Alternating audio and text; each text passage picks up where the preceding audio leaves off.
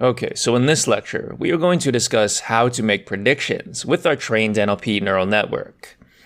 Now, before we start this lecture, I want to mention that what we will do here is totally within your capabilities, using only what you've learned so far.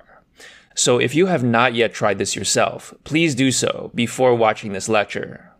At this point, you should be able to take a raw string of text, convert it into the right format for a neural network, and then use a trained neural network to make a prediction.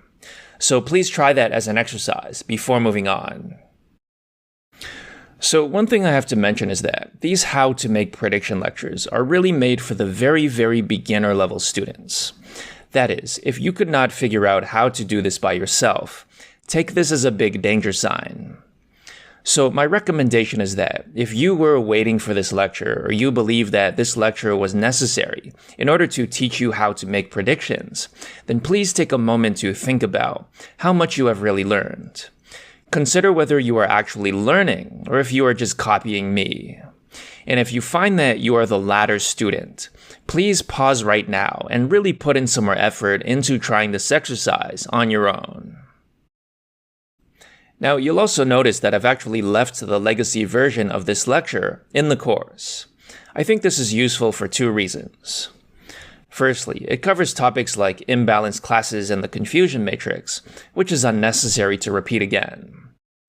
But secondly, and more importantly, I want you to notice how complex it is to use the Torch Text API for a simple prediction.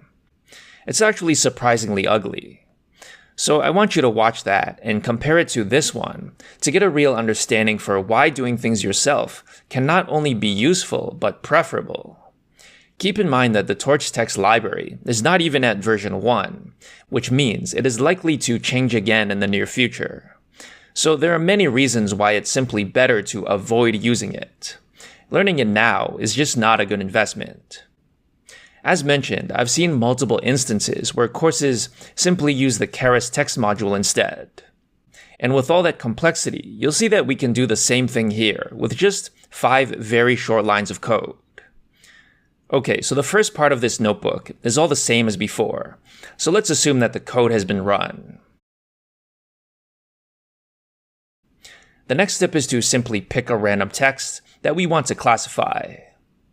Alternatively, you can make up your own or draw a sample from the dataset.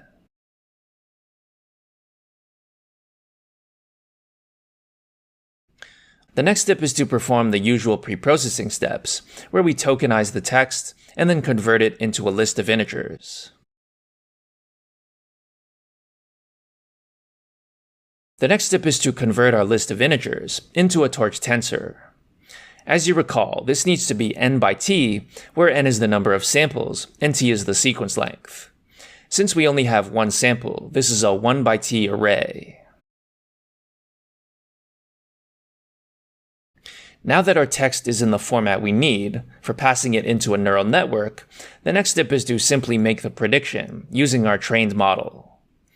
Note that I've also moved the tensor to the GPU since our model is also on the GPU. Okay, so the final step, which doesn't really count as a line of code, is to just print out the output. So as you can see, we get a very large number, which means that this would be assigned to spam. This makes sense, since if you read the above text, you can confirm that it is in fact a spam message. As an exercise, think about why this output value is not between 0 and 1, as you may have expected.